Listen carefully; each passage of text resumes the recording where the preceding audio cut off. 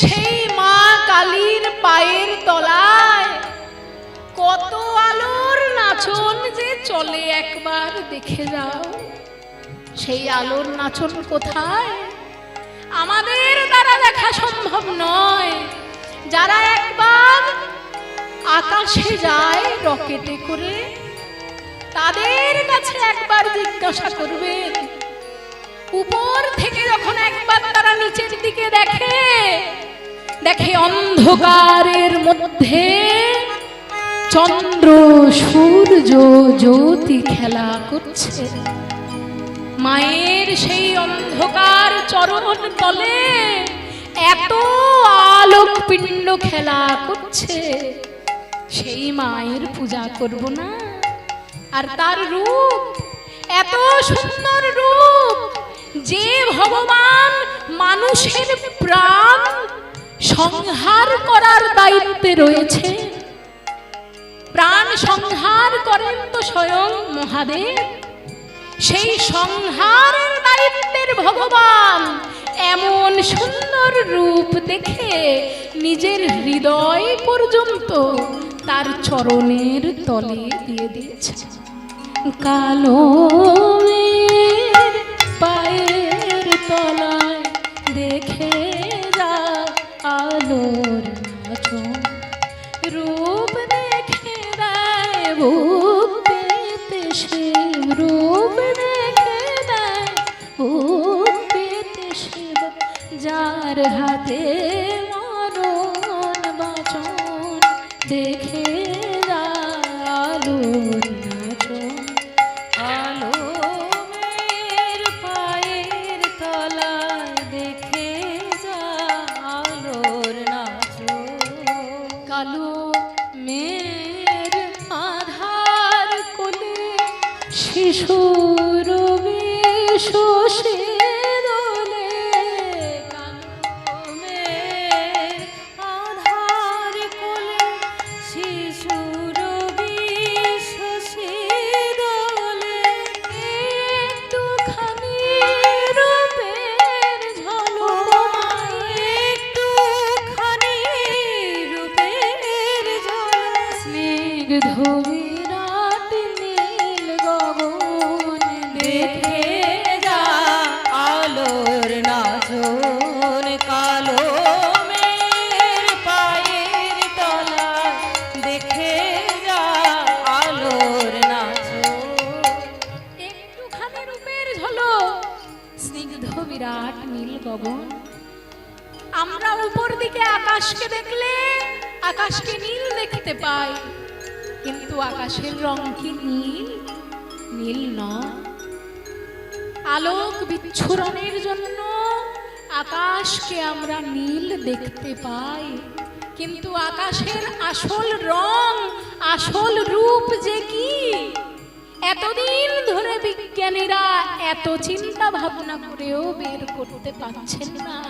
পারবে কেমন করে? মায়ের রূপ কি বোঝা সহজ? পাগলি মেয়ে এলো কেশে দুলিয়ে কেশ নেচে বেড়ায়, দিনের চিতায় লীলার যে তার নাই কোশেষ। পাগলি এলো কেশে দুলিয়ে কেশ। ছোট ছোট বাচ্চারা কেমন পাগলের মতো চুল বাঁধতে চায় না, পাগলের মতো এলো চুল নিয়ে ঘুরে বেড়ায়। তা আমার মাও যে ভক্তের কাছে বাচ্চা মেয়ে স্বরূপ, পাগলের মতন এলো কেশ নিয়ে চারিদিকে ছুটে ছুটে বেড়ায়। এলো কেশি, পাগলি মেয়ে এলো কেশি নিষেধিনী দুলিয়ে কেশ। কিন্তু আমরা সেই কেশকে শুধুমাত্র চুল ভেবে নিই, কিন্তু একবারও ভেবে দেখি না এই জগতের আকাশের সৌরমণ্ডলে যতটুকু অন্ধকার অংশ পুরোটাই যে মায়ের কেশরাশি। মা নিজের কেশরাশি যখন ঢেকে দেন, কত সুন্দর কথা। মায়ের ভক্তরা মাকে কেমন ভাবে দেখেন, দিন যখন থাকে সেটা মায়ের একটুখানি রূপের ঝলক, আর যেই মাত্র মা নিজের খোলা চুলটা একবার এগিয়ে নেন, অমনি সেই দিনের আলো সেই চুলে ঢাকা পড়ে রাত্রি হয়ে যায়। পাগলি মেয়ে এলো কেশে নিশীথিনীর দুলে কেশ নেচে বেড়ায়, দিনের চিতায় লীলার যে তার নাই কোশেষ। পাগলি মেয়ে নিশীথিনীর দুলে কেশ নেচে বেড়ায়, দিনের চিতায় লীলার যে তার নাই কোশেষ।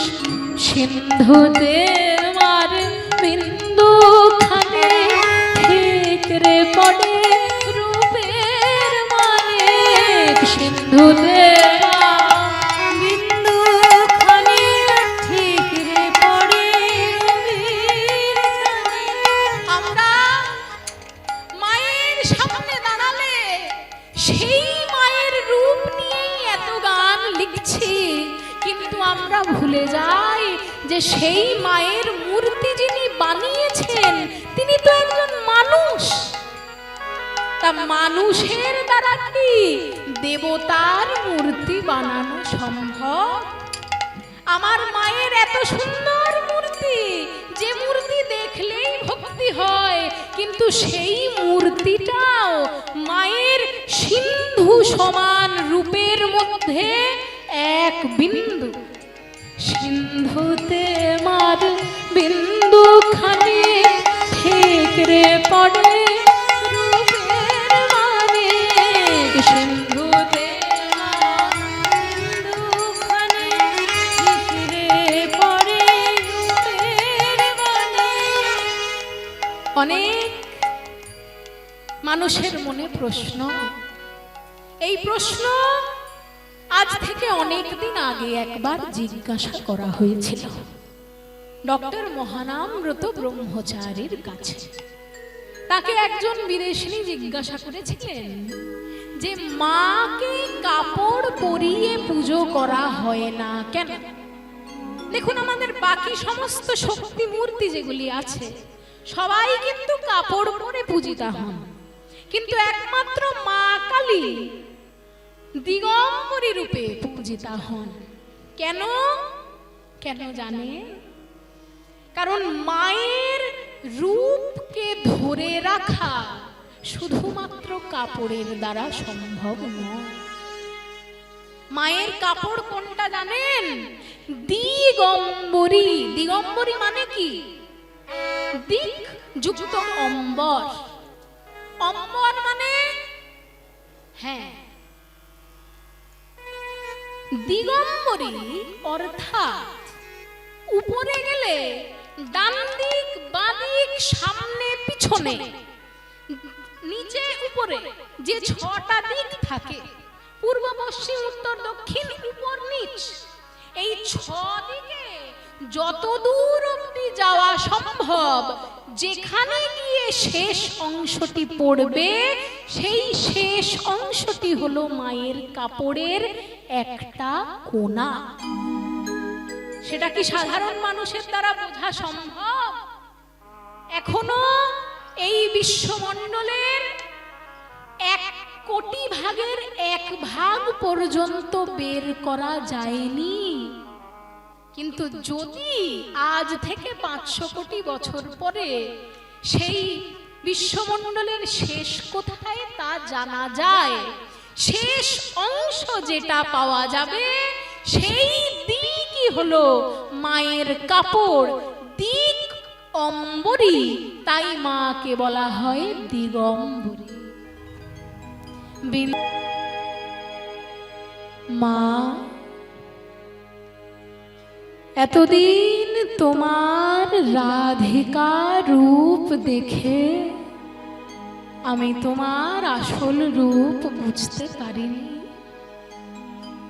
আজ আমায় তুমি যখন তোমার আসল রূপ দেখিয়েছ, আর কি আমি তোমায় বাধা দিতে পারি মা?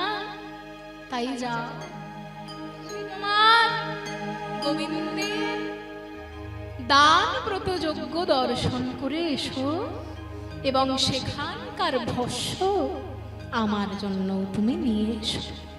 তাই রাধা রানী চললেন গোবিন্দের সঙ্গে দেখা করতে। গোবিন্দের কাছে আসছেন রাধা রানী। এমন সময় দানব্রত যজ্ঞের যে দরজা, সেই দরজায় গিয়ে দাঁড়িয়েছেন মা যশোদা। এবার মা যশোদা সেখানে গিয়ে কি করেছে জানেন?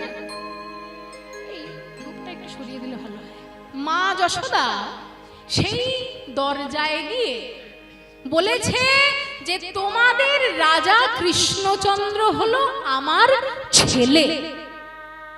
এবার শুনুন, সেই স্থানের যত প্রজা সবাই মাতা দেবকীকে জানে রাজমাতা হিসেবে, তাই তো? মাতা দেবকী তো গোবিন্দের মা, তাই দ্বারকায় মাতা দেবকীকে সবাই জানে গোবিন্দের বা তাদের রাজার মা রূপে। এবার রাস্তা থেকে হঠাৎ করে কোনো মানুষ এসে যদি বলে যে আমি হলাম তোমাদের রাজার মা, কেউ বিশ্বাস করে নেবে? ধরুন কোনো একজন এখানে কোনো একজন মা রয়েছেন যিনি বিধবা, তার সারনেম হলো বন্দ্যোপাধ্যায়। এবার সে যদি নবান্নের বাইরে গিয়ে দাঁড়িয়ে বলে যে আমি মুখ্যমন্ত্রীর মা, লোকেরা মেনে নেবে? মুখ্যমন্ত্রীর মাকে সেটা তো নিশ্চয়ই তারা সবাই খুব ভালোভাবে জানবে। ঠিক তেমন ভাবে রাজার মা যিনি, তাকে সবাই চিনে গেছে, মাতা দেবকী। এবার হঠাৎ করে মা যশোদা গিয়ে যখন বলেছে আমি তোমাদের রাজার মা, সবাই ওখানেই তাকে দাঁড় করিয়ে দিয়েছে। এমন সময় গোবিন্দ ছুটে এসেছেন মাকে নিয়ে যাবেন বলে, কিন্তু মা যেতে পারার আগে চলে গেছেন মাতা দেবকী যশোদার কাছে।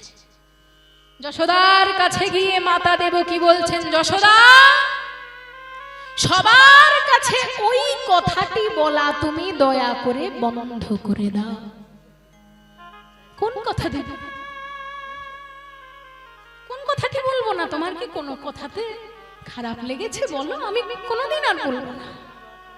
কেন? এই যে তুমি দ্বার রক্ষীদেরকে বললে যে তুমি নাকি গোবিন্দের মা, এ কথা তো ভুল কথা। গোবিন্দকে জন্ম দিয়েছে কে? না দিদি, সে তো তুমি দিয়েছো। তাহলে কোন সন্তানের মা হতে গেলে তাকে গর্ভে ধারণ করতে হয়। সেই গর্ভে ধারণ কি তুমি করেছ? করনি। কাজেই এই কথা তুমি ভুলে যাও যে ও তোমার ছেলে হয়। কিন্তু দিদি, শুধু কি গর্ভে ধারণ করলেই সে মা হয় বলো? এতদিন ধরে যে আমি আমার গোপালকে মানুষ করলাম, তাতে কি আমি ওর মা হই না? সাবধান! মা হতে গেলে পুত্রকে জন্ম দিতে হয়। সেই কাজ তুমি যখন করনি, কারোর সামনে এই কথা বলো না যে তুমি ওর মা হও। মা যশোদা মনে মনে ভাবলে, ঠিক আছে, আর আমি কোনোদিন আমার গোপালকে নিজের ছেলে বলবো না। আর কোনোদিন আমার গোপালকে নিজের ছেলে। যদি জন্ম দিতে পারলেই মা হওয়া যায়, আমি তো সত্যি তার মা নই। আমার গোপাল যখন ছোট ছিল, ও খাবার দাবার না খেয়ে সকালবেলা চলে যেত খেলতে বন্ধুদের সঙ্গে।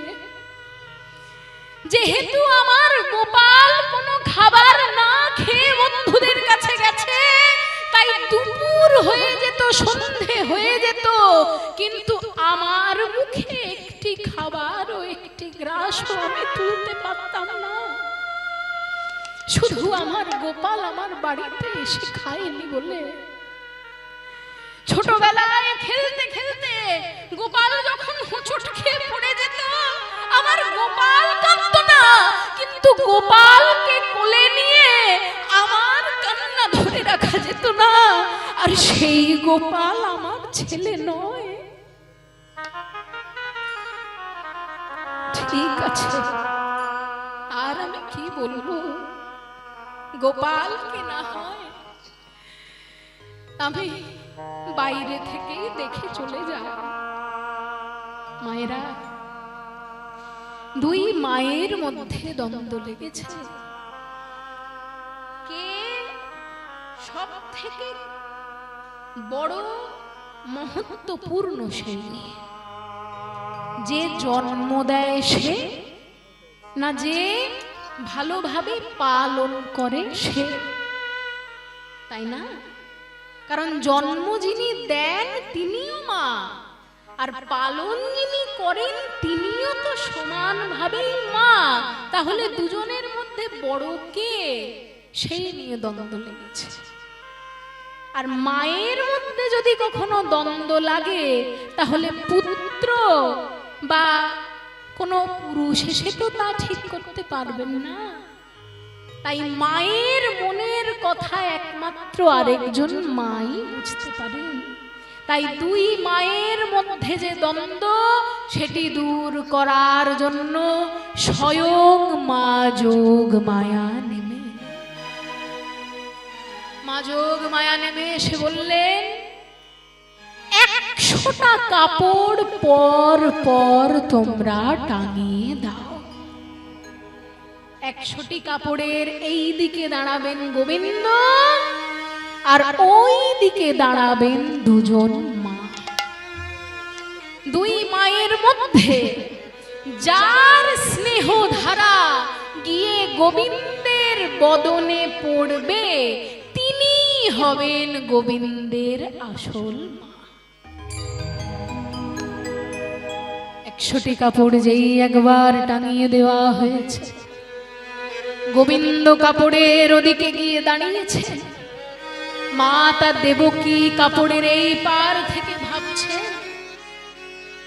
আমি তো গোপালকে জন্ম দিয়েছি, আমি তার মানে আসল মা হব?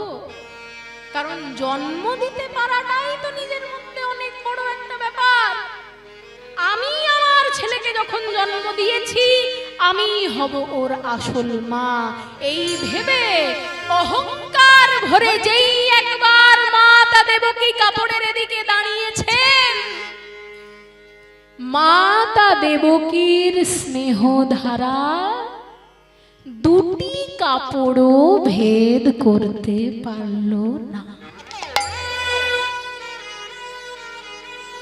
তখন মা যশোদা মনে মনে ভাবলেন, দিদি তো বললেন যে জন্ম দেওয়াতেই সে আসল মা হয়। জন্মদাত্রী মা যখন নিজের ছেলেকে স্নেহ ধারা দিতে পারল না, আমি সামান্য পালন করে কি আর পারবো? এই বলে যে কাপড়ের সামনে দাঁড়িয়েছে মা যশোদা, কাপড়ের ওই পার থেকে হঠাৎ করে শ্রীকৃষ্ণের একটু কথা কানে এসেছে। আর যেই একবার ছেলের গলার আওয়াজ কানে পেয়েছে, মা যশোদা গোপাল বলে চেঁচিয়ে উঠেছে। আর সেই গোপাল ডাকে মা যশোদার স্তনধারা গোবিন্দের বদনে গিয়ে পড়ল। কিন্তু এমনটি হলো কেন? কারণ যিনি জন্ম দেন তিনিও তো মা, আর যিনি পালন করেন তিনিও তো মা। তাহলে কেন এই দুটি দুটির মধ্যে ভেদ হলো কারণ এদের এই জন্মে কারণ খুঁজে পাওয়া যাবে না, এদের পূর্ব জন্মের কথা চিন্তা করতে হবে। কর্মফল মানুষের জীবনে যে কিভাবে নেমে আসে মানুষের বোঝা সম্ভব নয়। দেখবেন অনেক ভক্তরা এই কথাটা বলে থাকেন যে আমি সারা জীবন ভগবানের নাম নিলাম, কিন্তু তবু আমার জীবনে এত কষ্ট কেন আসে? অন্য মানুষ সারা জীবন খারাপ কাজ করে গেল, কিন্তু তবু ওর জীবনে এত সুখ কেন? কেন? তার কারণ জানতে হলে বুঝতে হবে এই কর্মফলের চক্রকে। ধরুন আপনাকে আপনার লিখিত আছে যে আপনি এর আগে এই এই এই এই খারাপ কাজ করেছেন, তাই তার সমস্ত প্রারব্ধ কর্ম আপনাকে করতে হবে। তাই ভগবান যদি আপনাকে সত্যি ভালোবাসেন তিনি কি করবেন জানেন? আপনাকে এর পরে জন্ম নিয়ে নিয়ে যে দুঃখগুলো পেতে হতো সেই দুঃখগুলো পরের জন্মে না দিয়ে এই জন্মে একবারে সমস্ত দুঃখ দিয়ে আপনার জীবনের দুঃখের বোঝা সরিয়ে দিলেন। এরপর আপনি দুঃখ থেকে একেবারে যখন মুক্ত হয়ে যাবেন সোজা ভগবানের চরণে স্থান পাবেন। এবং যাদের দেখছেন খারাপ কাজ করেও তারা সুখে আছে, জানবেন কর্মফল কিন্তু কাউকে ছাড়ে না। এই জন্মের শেষ অবস্থাতেই হোক, মৃত্যুর আগে খাটে পড়ে থেকেই হোক, আর পরের জন্মে কষ্ট করেই হোক, পাপ কর্ম এই জগতেই তাকে পূর্ণ করে দিয়ে যেতে হবে। কাজেই দুই মায়ের পূর্ব জন্মে কি কি ফল আছে সেগুলো জানতে হবে। মা দেবকী আগের জন্মে ছিলেন মাতা কৈকেয়ী। যেদিন রামচন্দ্রকে দশরথ বললেন যে তোমায় বনবাসে যেতে হবে, মা কৌশল্যা মনে মনে ভাবলেন আমার ছেলে রামচন্দ্র 14 বছর বনবাসে যাবে, কোথায় গিয়ে কি খাবে আমি জানতে পারবো না, তাই আমার কাছে যতদিন আছে আমি আমার ছেলেকে একটু ভালোভাবে খাইয়ে দিই। এই বলে রামচন্দ্র যেদিন বনবাসে যাবেন তার সকালবেলা একটা সোনার বাটিতে করে গরুর দুধ এনে রামচন্দ্রকে খেতে দিলেন। যেই রামচন্দ্র সেটি পান করতে যাবেন মাতা কৈকেয়ী এসে এক ধাক্কায় দুধের বাটি ফেলে দিলেন। বললেন রামচন্দ্র তোমার বনবাস শুরু হয়েছে আজকে থেকে, সুতরাং আজকে থেকে এই রাজপ্রাসাদের গরুর দুধও তোমার নয়, সোনার বাটিও তোমার নয়, তাহলে কোন অধিকারে তুমি এই রাজপ্রাসাদে বসে খাদ্য গ্রহণ করছো বলো দেখি? এক্ষুনি তুমি এখান থেকে বেরিয়ে যাও। রামচন্দ্র তাই করলেন। 14 বছর বনবাস শেষে রামচন্দ্র যেই একবার ঘরে ফিরলেন, নিজের মা কৌশল্যার কাছে গেলেন না, নিজের মা কৌশল্যার কাছে গেলেন না, সবার আগে গেলেন মা কৈকেয়ীর কাছে। মা কৈকেয়ীর কাছে গিয়ে দুটি চরণ জড়িয়ে ধরে বললেন মা গো তুমি আমায় আশীর্বাদ করো, কারণ তুমি হলে আমার শিক্ষাগুরু। শিক্ষাগুরু কেন জানো?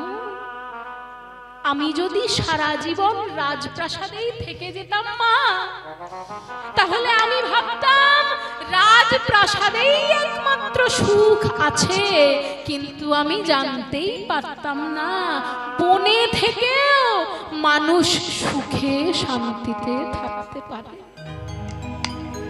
আমি যদি সারা জীবন রাজার ছেলে হয়ে থাকতাম, তাহলে আমার বন্ধু, আমার আত্মীয় স্বজন সবাই যে শুধুমাত্র রাজবংশজাত হতো।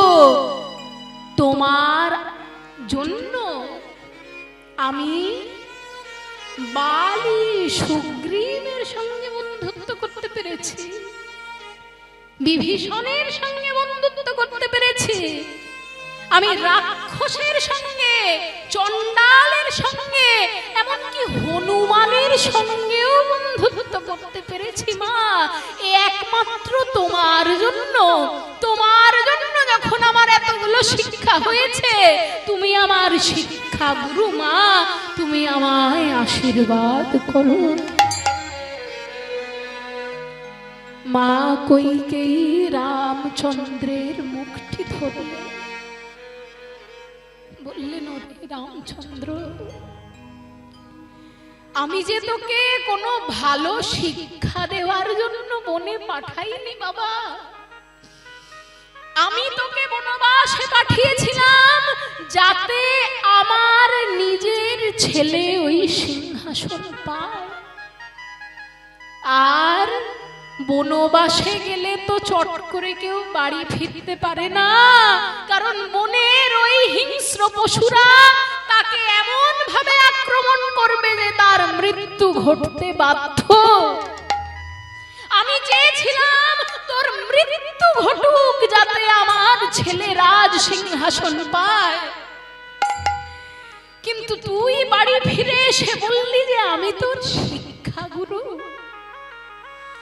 বাবা, আমি এ জন্মে অনেক পাপ করেছি আমি জানি, কিন্তু যদি আমি একটাও পুণ্য করে থাকি, সেই পুণ্যের বলে আমি বিধাতার কাছে চাইলাম, ওগো বিধাতা,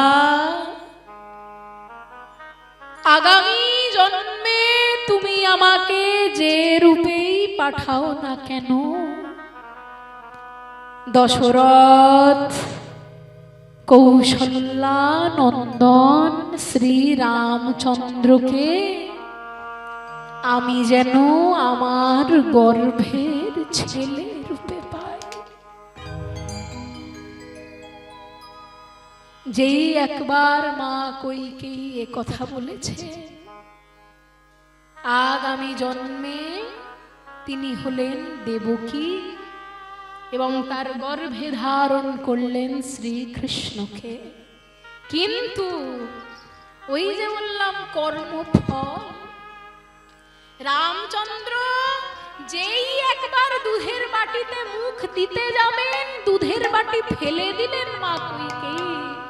সেই কর্মফলের জন্য আগামী জন্মে তিনি যখন দেবকী রূপে এলেন, শ্রীকৃষ্ণ মাতা দেবকীর দুগ্ধ একদিনের জন্য গ্রহণ করেননি।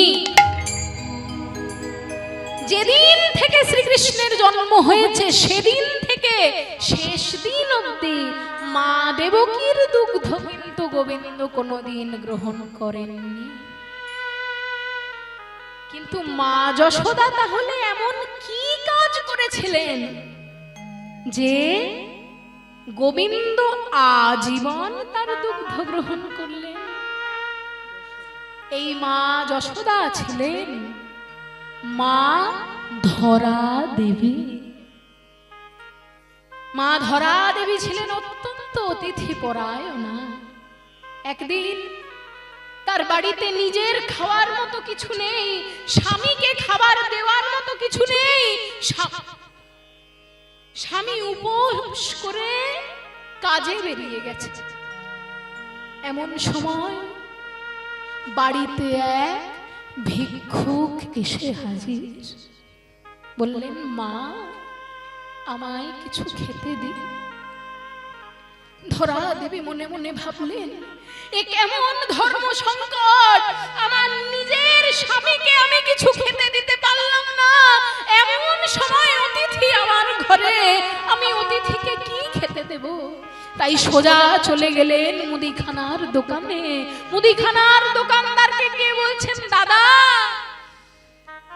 আমায় আজকের জন্য আপনি কিছু ধার দেবেন? মুদিখানার দোকানদার বললেন, তোমার তো সাহস কম নয়, গত 2 মাস ধরে তোমরা শুধু ধারই করে চলেছো, শোধ করার নামে কিছু নেই, আর তুমি বলছো আজকে আমি তোমাকে আবার ধার দেব? দাদা ধার যে আমি আমাদের জন্য চাইছি না, আমার বাড়িতে এক অতিথি এসেছেন, তার সৎকার করার জন্য তো কিছু লাগবে, বাড়িতে যে খাবার দেওয়ার মতো কিছু নেই, তাই আপনি যদি দয়া করে, না না না ওসব দয়া দয়া নিজের কাছে রাখো, আমার কাছে বন্ধক না দিলে আমি তোমায় খেতে দেব না। বন্ধক? দাদা যে বাড়িতে আমি থাকি, যে বাড়িতে আমরা ভাড়া থাকি, সেই ভাড়া বাড়িটার টাকা দিতেই যে আমাকে বন্ধক করতে হচ্ছে সবকিছু, আর আপনি বলছেন যে আমি আপনার কাছে কিছু বন্ধক রাখি? বাড়িতে যে বন্ধক রাখার মতো কিছু নেই দাদা, তাই বলছিলাম যদি আপনি দয়া করে, কেন বাড়িতে বন্ধক দেওয়ার মতো কিছু নেই যদি, তাহলে অন্য কিছু বন্ধক দিতে হবে।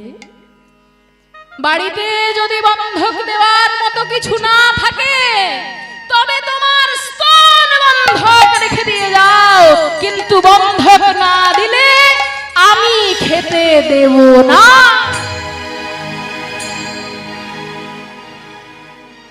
মা ধরা দেবী কি করলেন জানে?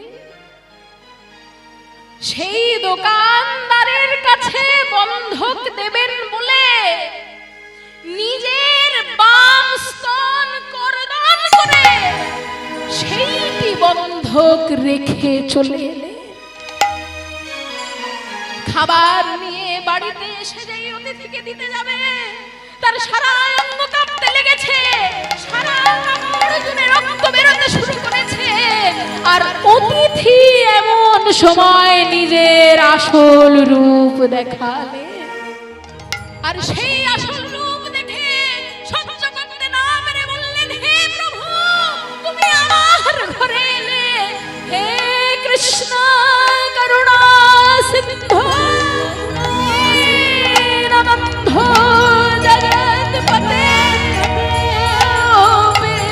গোপিকা কান্ত রাধা কান্ত নমোস্তুতে।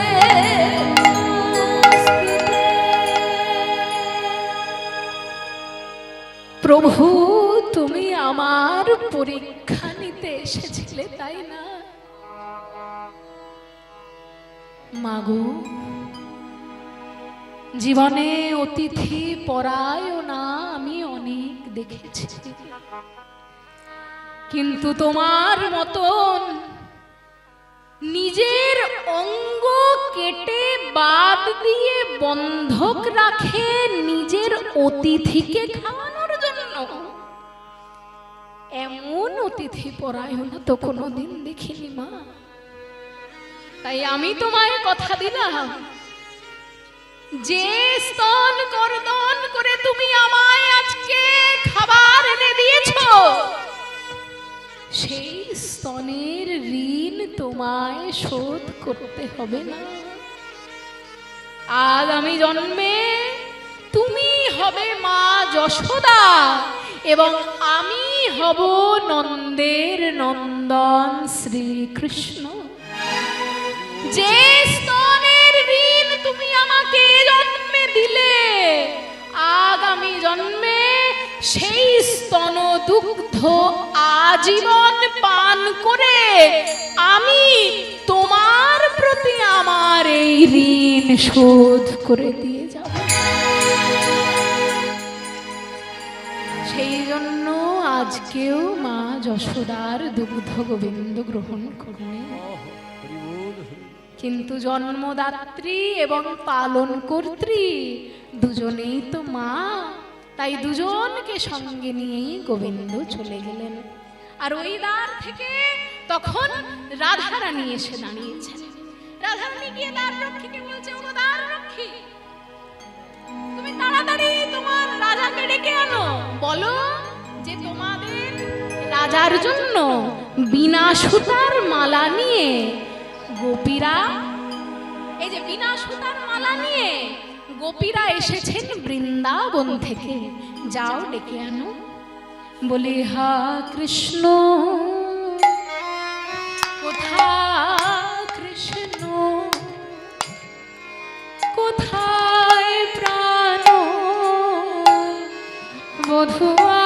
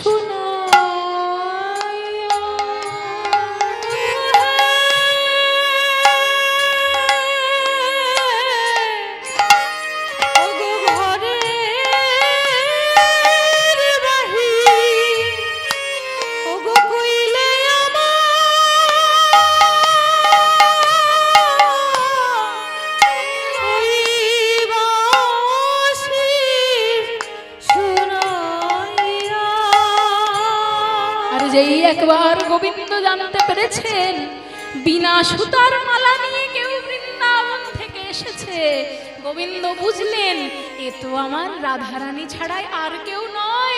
তবে কোথা কোথা কোথা বৃন্দাবন বিলাসিনী রাধে, বৃন্দাবন বিলাসিনী রাধে, মণি মুকুট মণি রাধে, কোথায় রমণী মুকুট মণি রাধে। গোবিন্দ রাধারানীর সামনে এসে দাঁড়িয়েছে, কিন্তু রাধারানী মুখ ফিরিয়ে নিলেন, বলেন, ললিতা শোন, আমরা এখানে কাকে দেখবো বলে এসেছি? শুধু গোবিন্দ নয়, আমরা এখানে দেখতে এসেছি বৃন্দাবনের বংশীধারী আমাদের রাখাল রাজা গোবিন্দকে। এমন দ্বারকার রাজা গোবিন্দকে তো বাবা আমি চিনি না, আর আমরা রাখাল রাজা গোবিন্দ ছাড়া আর কাউকে তো নিজের মুখ দেখাবো না।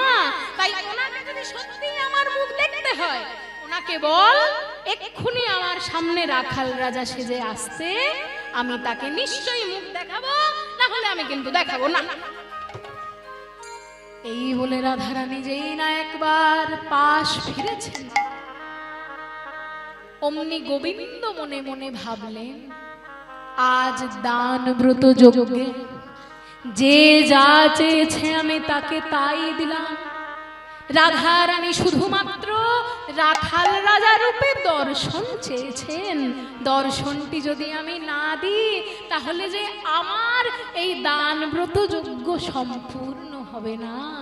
তাই তিনি মাযোগ মায়াকে স্মরণ করে দ্বারকার মধ্যেই বৃন্দাবন স্থাপন করলেন এবং দ্বারকার রাজা থেকে হলেন বৃন্দাবনের রাখাল রাজা। যোগ মায়া শরী হরি রচি